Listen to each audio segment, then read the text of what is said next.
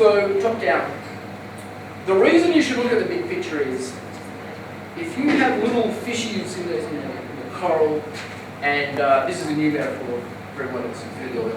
If you've got some little fishies running around the coral, and one of them's got camouflage, one's tripped, very fast, and one's got bigger teeth than the other one, and one of them squirts ink.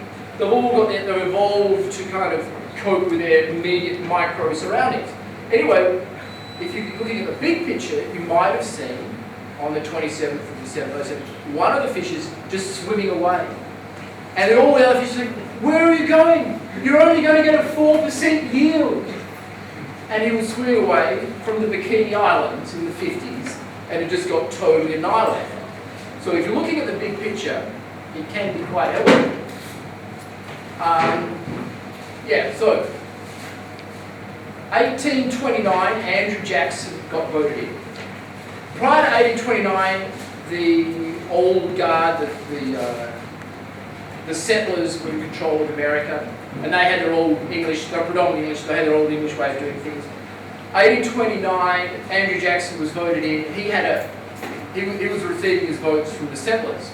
They were most likely debtors, so he had this easy money policy, relatively easy money policy, relative to the time. And people continued to win elections until the 1870s by having an easy money policy.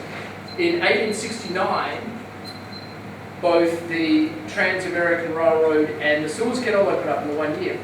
So what you had was massive increase in the and the telegraphs coming along and the steam engines, so you could sail into the wind steamship.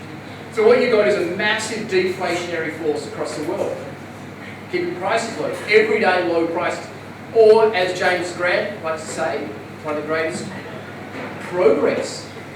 So there was progress. What happened was, with this progress, the cheap money policy got cheaper. People went out and speculated.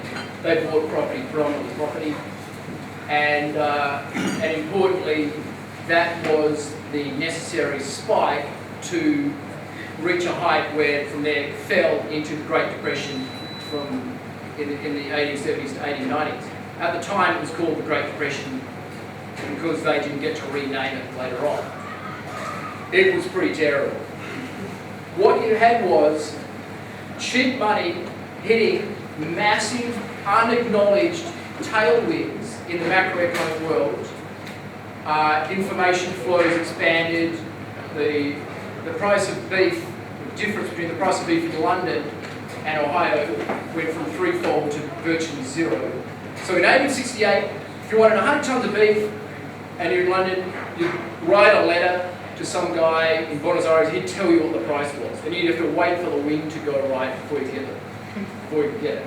1870, you'd telegraph everyone you knew around the world, you get the best price, they could sail it, or they could freight it to the coast, and they could sail it against the wind.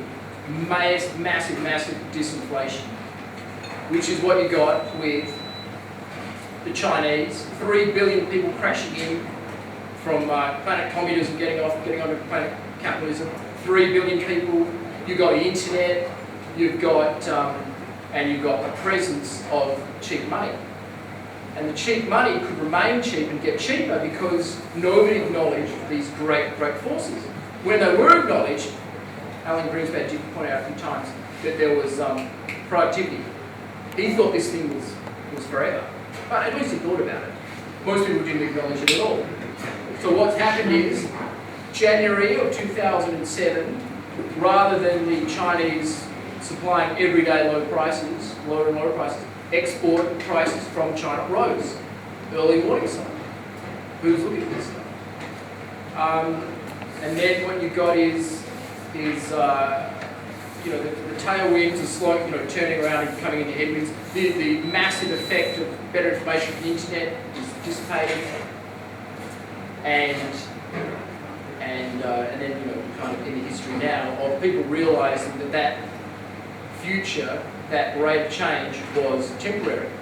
What was happening was the supply curve was shifting to the right with these innovations. And with every shift to the right, the equilibrium point went to the right and down towards a point on the curve, which is zero expense, a massive quantity of goods. What's that called? Heaven, utopia. That's heaven. We were building a Tower of Babel.